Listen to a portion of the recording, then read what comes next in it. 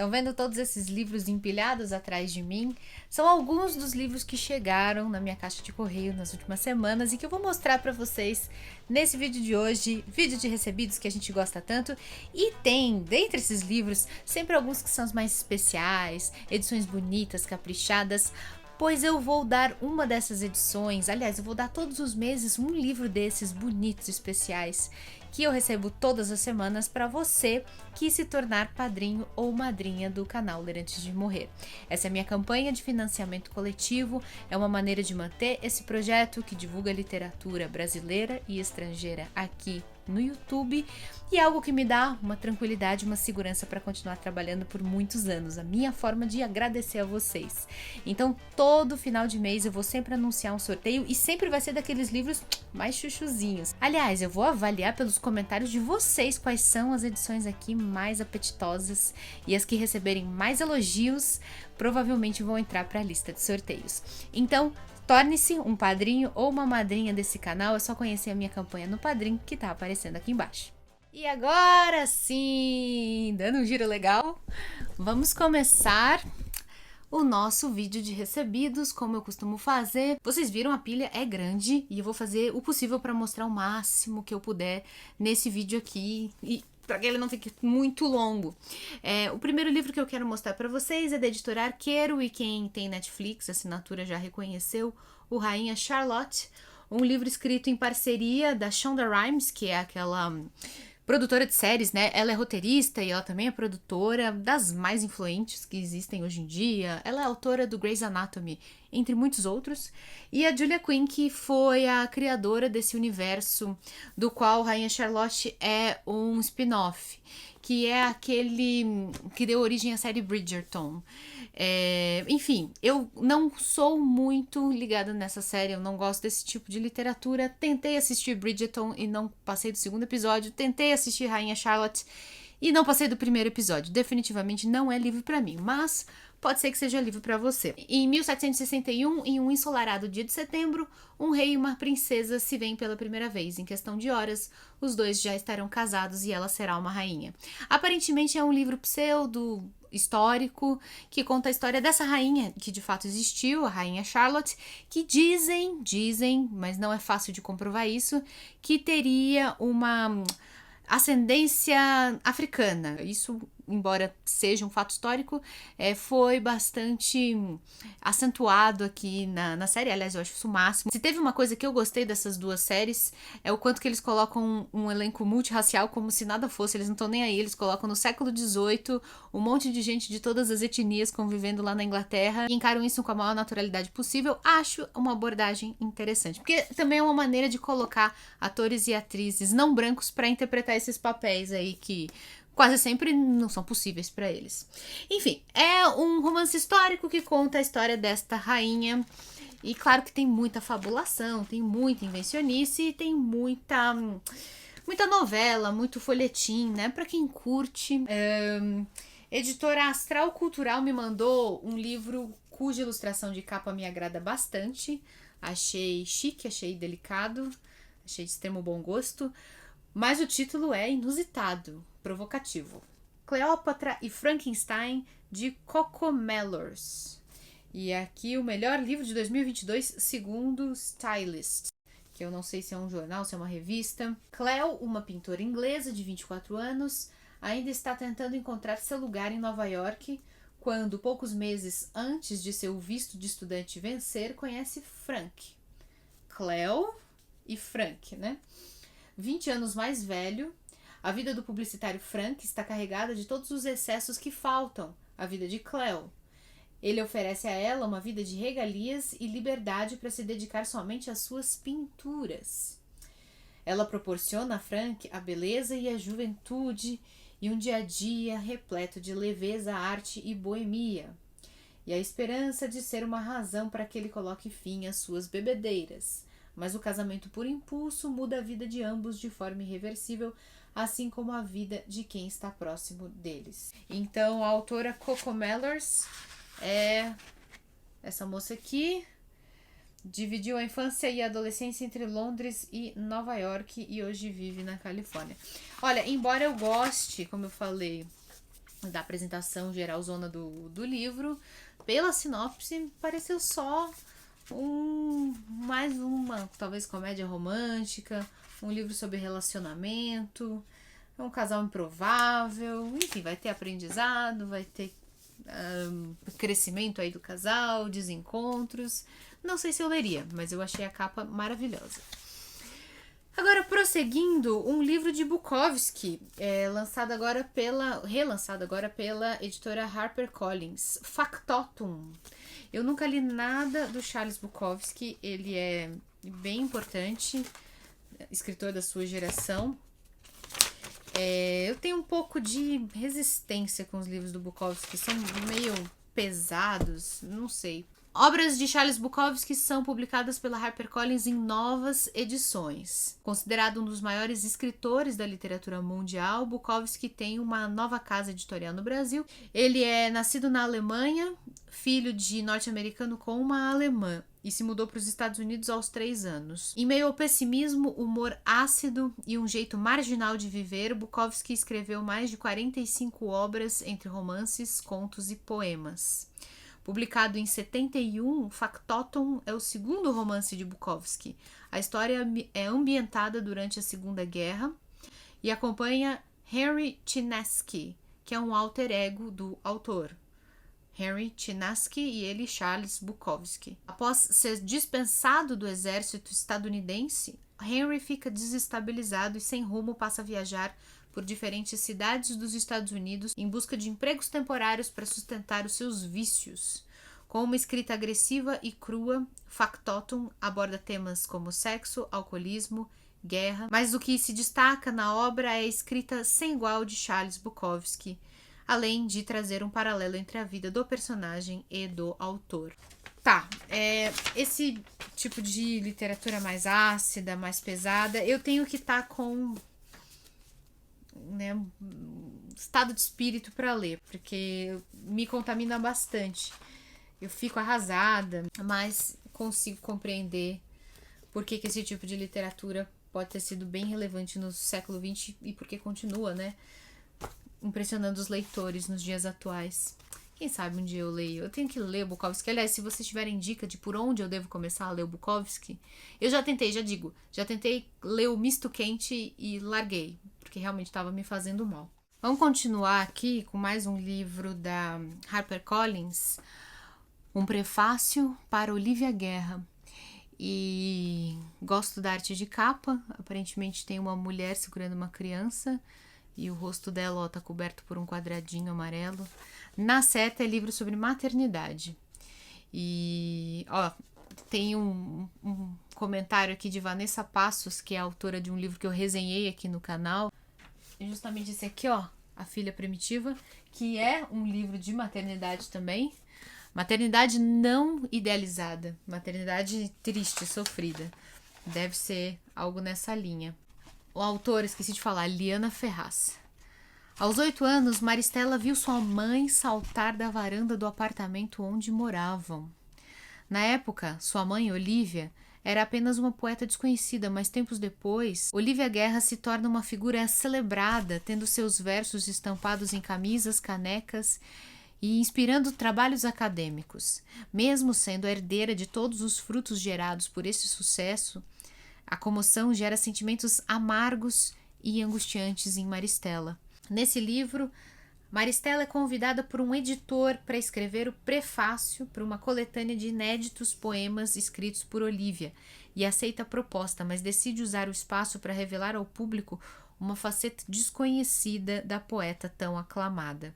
Texto dolorido e sensível, em que descobrimos uma mãe que não se encaixava, mas que tentava, e uma filha que, mesmo traumatizada e guardando mágoas, se agarra às memórias e ao legado da mãe.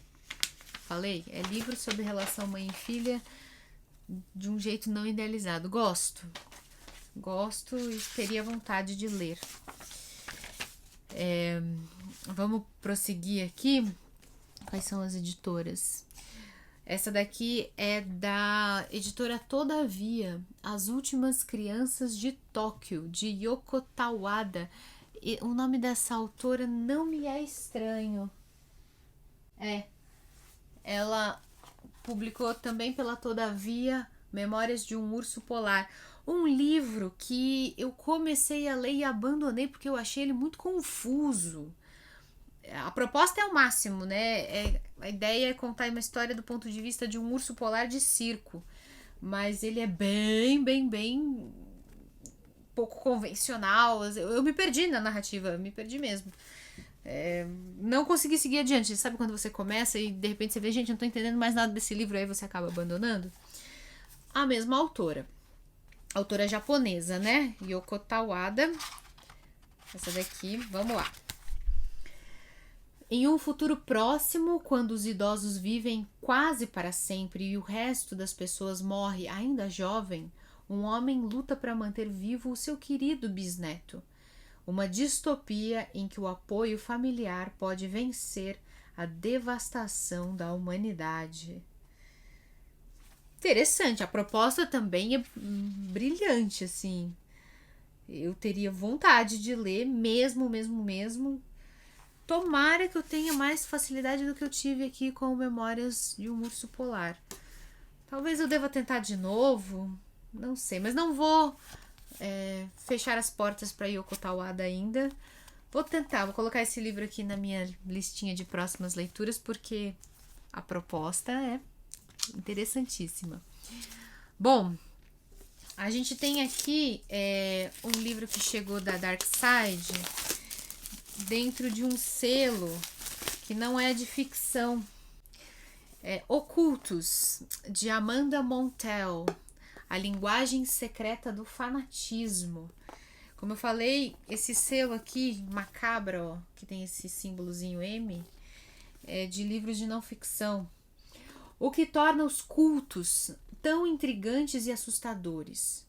O que os torna poderosos? Esse livro examina a forma como as palavras podem ser manipuladas para construir um senso de comunidade, impedir o debate e incentivar o comportamento danoso em nome da ideologia.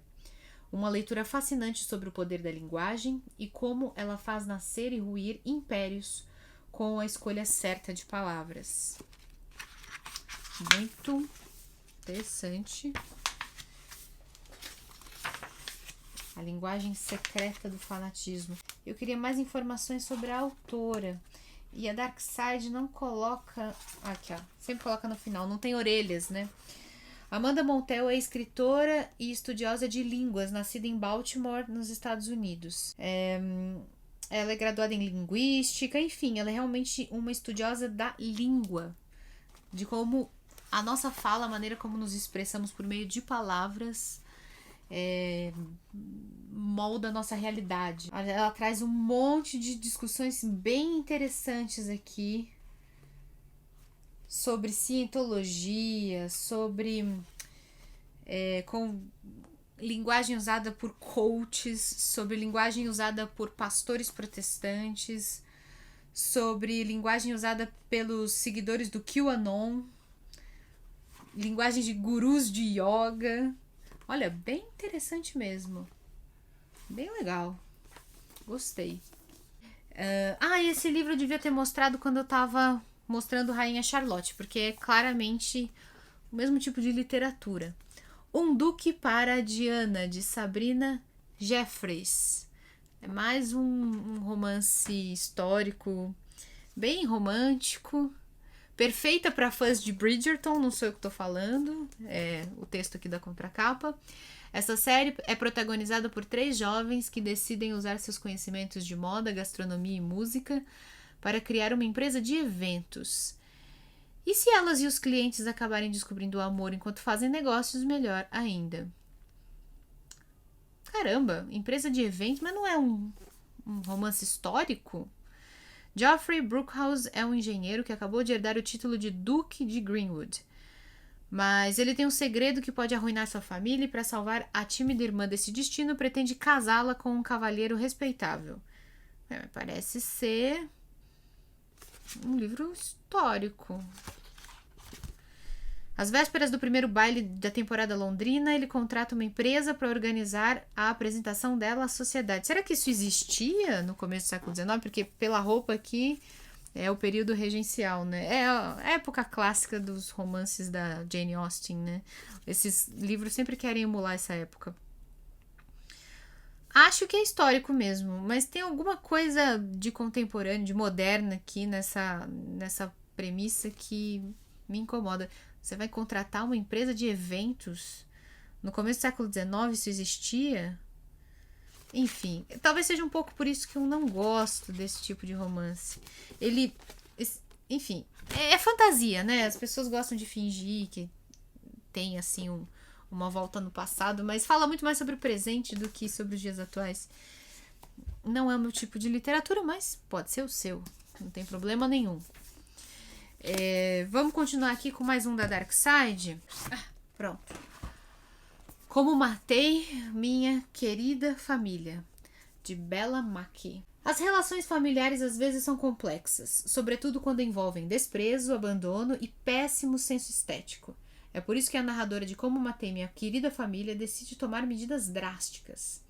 Com uma narrativa mordaz, a autora Bella Mackie apresenta aos leitores uma história indispensável, atual e perigosamente divertida. Tá na cara que é uma menina que vai ser uma serial killer. Bella Mackie é uma escritora e jornalista britânica. É isso aí. Livro sem ilustrações nem nada, só um romance mesmo.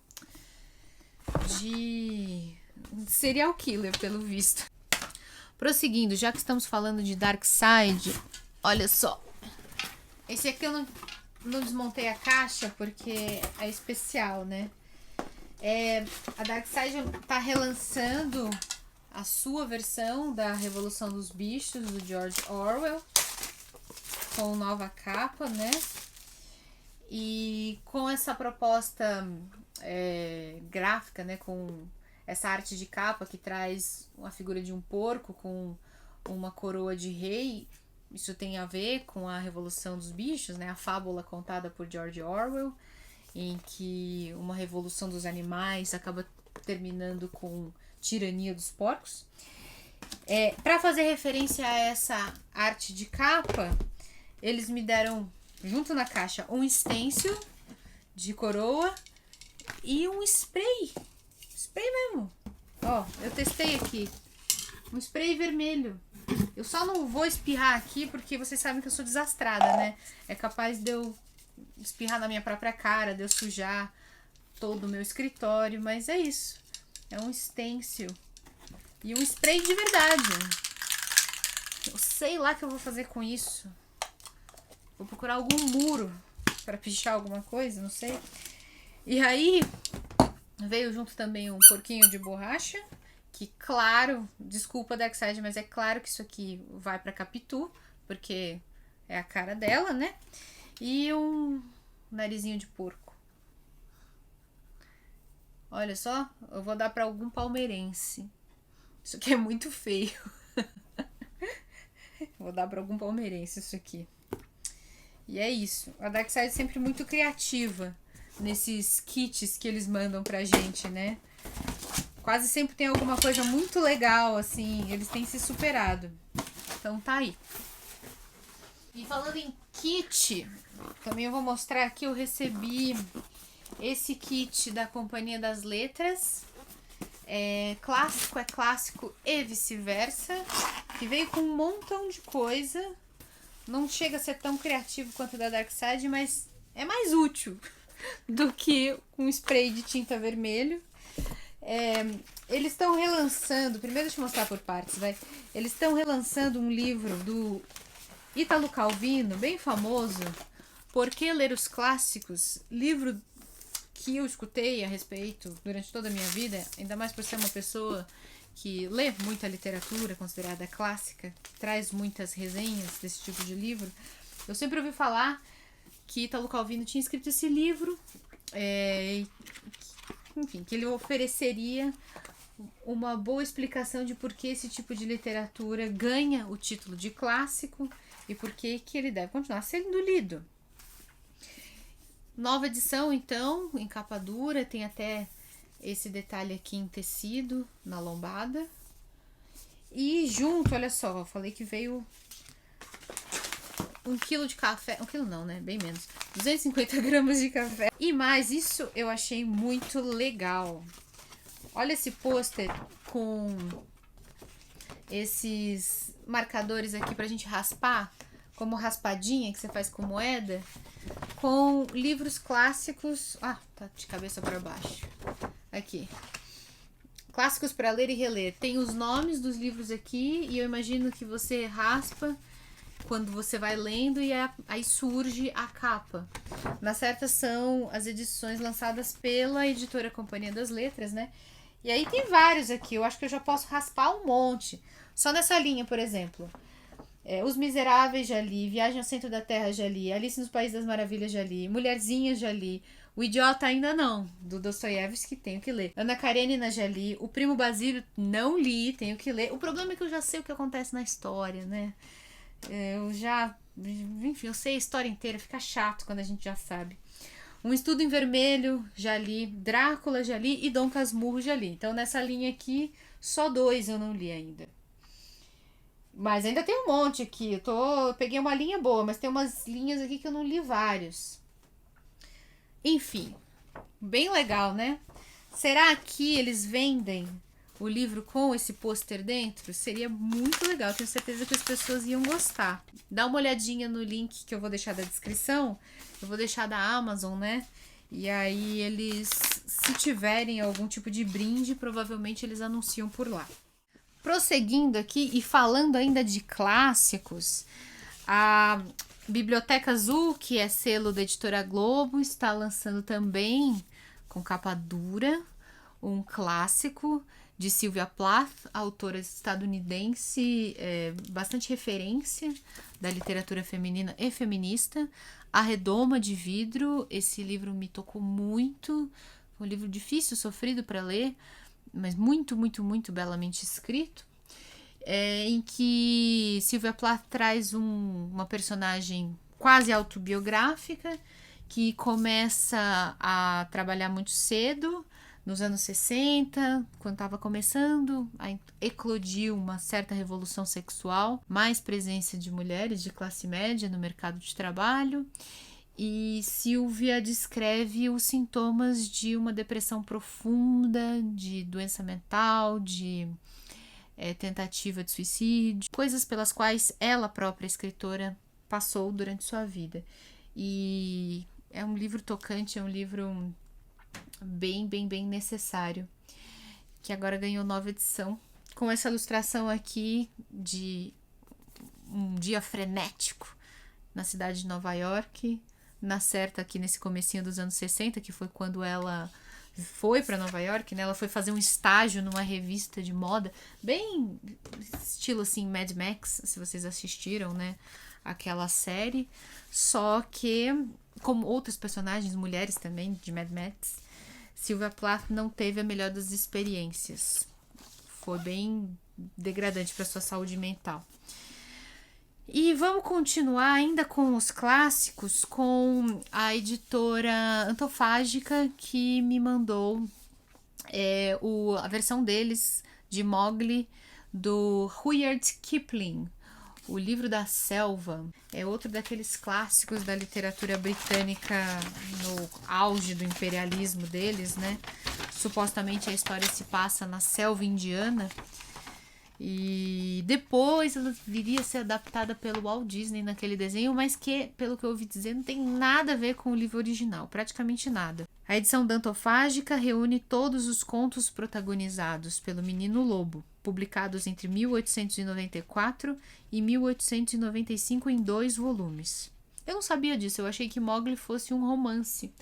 Não sabia que era um conjunto de contos publicados ao longo de 2 anos. Há mais de 100 anos, suas histórias borram as fronteiras entre literatura para criança e para adultos, dialogando com a tradição das fábulas e provocando reflexões sobre a ligação de humanos e não humanos. E aí essa edição tem tradução de Jin Anotsu e pinturas de Julia Debassi. Vamos dar uma folhada aqui para ver as ilustrações, que no caso da Antofágica são sempre esplêndidas, eles investem muito nisso. Praticamente uma por folha até agora. Olha, aqui só até o sumário já são várias, né? Texto de apresentação por pretinhas leitoras, que são comunicadoras, apresentadoras de TV e criadoras do projeto Pretinhas Leitoras. Nessa edição estão reunidas todas as histórias protagonizadas por Mowgli, o Menino Lobo. Ai, gente, olha, os irmãos de Mowgli, que coisa linda! E aí a história começa. Eu amo como eles colocam ilustrações que interferem no texto. É muito comum isso nas edições da Antofágica.